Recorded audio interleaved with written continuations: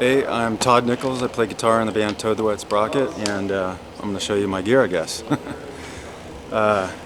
These are the amps. I got a pair of Morgan amps, and I don't really need two of them, but the reason I play two is I wear in-ears and they don't really sound that great. But when you get a stereo image, it just sounds fuller. So I mainly do it for myself, for my ears.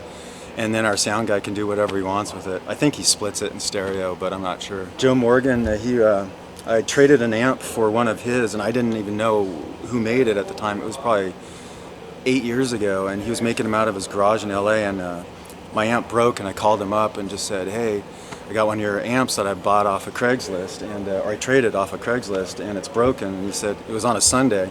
He said, come on by, I'll fix it for you. And I didn't even say I was in a band or anything like that, so that's pretty cool. And I went over to his house, and he said, I'll build you a better one. And he was just starting out at the time, and built me a couple amps, and still playing them, love them. They're kind of like built after this one's built after the dark Vox channel, not the bright Vox channel. And this one sounds more like a Dumble, so more of a Fender tone on that. These baffles are kind of they're the sneeze guards for my amps, but they protect the sound from like the people in the front row doing this. And that's basically it. It lets the sound guy mix the amps a little bit louder on the PA. And I got these SE Electronics things that hold two mics. I got a tool that's dead on center, and then a ribbon mic, an SE ribbon mic. And our sound man, I guess, likes to mix them together and blend them. And then this is where I have too many pedals. Dave from LA Sound built me this pedal board, and he builds a lot of big boards like this. And it basically starts with his interface, where it goes into a buffer, and it's got an ISO polar. What do you call it?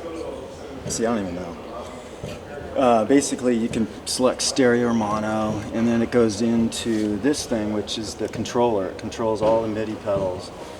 And I can just program in the set list. Sela makes this thing, and I think it's called the Quartz Timer, and it's great. You can program in all your songs on your laptop, and then you can program in a set. So I have just the set list in here, and you can start at the top at a set, which it should be set at, and then I just kind of, to move along, you hold it down for a few seconds, and it goes to the next song. And it changes all the settings, which is pretty cool. But it doesn't affect any of the drive pedals I have in the front. And then I got, what is this? J-Rocket compressor and the Klon KTR. These two are always on for my clean tone. And I just love the way the Klon gives it a nice mid-range sustain. And then I got two Timmys.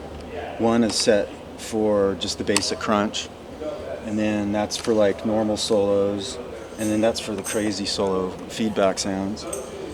And that's pretty much it. I got a Pog, but I only use that on occasion. It kind of gives a little delay to the sound, which I don't like, so that's about it. This controls, it actually, besides the three Strymons, it controls analog pedals as well, and just a tap input for that. And it looks like I think about gear a lot, but I don't really. I have the delay on all the time and the reverb on all the time. Just for certain songs have more of it. And then I use the Mobius mostly for phasers and tremolos. And that's about it. That's Voodoo Labs power that a friend made some copper coated covers for, custom covers, you know. I like these picks. What are they? Dunlop Ultex 1.0. Oh, and the fan's the most important thing, really. Gotta have that. These are all the guitars that I've built. They're parts casters based off of Fender styles, you know, bolt-on necks. And I started just repairing my own guitars to save money, because I would have to spend, you know, over thousands of dollars a year just maintaining them and getting them set up every year for tour. And I decided I'll buy, you know, a couple thousand in tools, and it started to pay off for itself. And then I started building guitars, and friends wanted a few, and then some fans started emailing me wanting some, and I probably sold about 16 so far. And these are all the ones I built. This is a pretty cool one. It's got a Bigsby on it with a TV Jones pickup, which are my favorite, and then Mastery bridge. And it's the lightest one I have. It's on just over 6 pounds. And all the guitars have the Spursel trim lock, which, you know, just give it a solid connection. Stays in tune the best a guitar can. You know, guitars really aren't made to stay in tune or for very long. They all have D'Addario 10s, 10 to 46, I think, the standard set that everyone uses. This one is another thin line that I built. I play this one a lot. This one doesn't have a TV Jones. It's got a Lindy Fralin pickup, and this one it looks like a single coil, but it's a humbucker, so it's kind of quiet, which is nice for live shows. You don't get that huge sounding telly buzz. And I play this one a bunch. And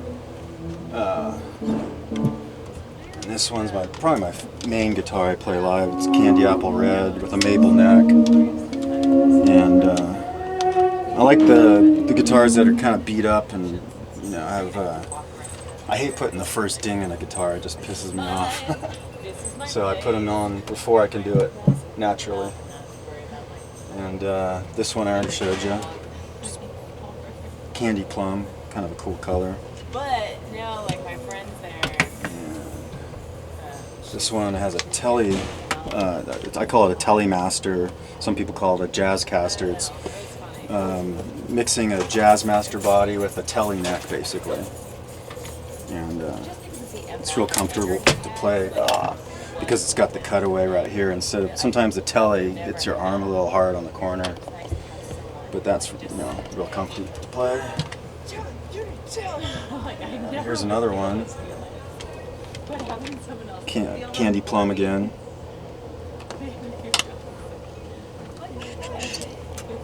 And this one I'm not playing live, but I brought it out on tour. I take it up to my room and play it on the bus.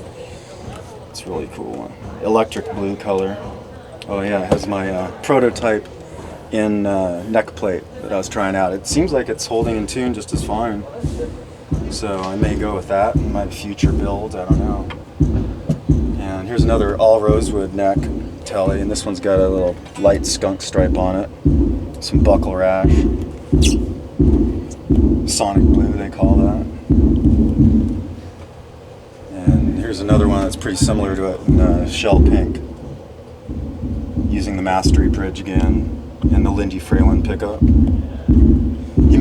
These pickups sound a lot like a P90 mixed with a telly pickup. I got an Instagram site at Nichols Guitars, and you can see pictures of all these guitars I've built and building. So that's about it.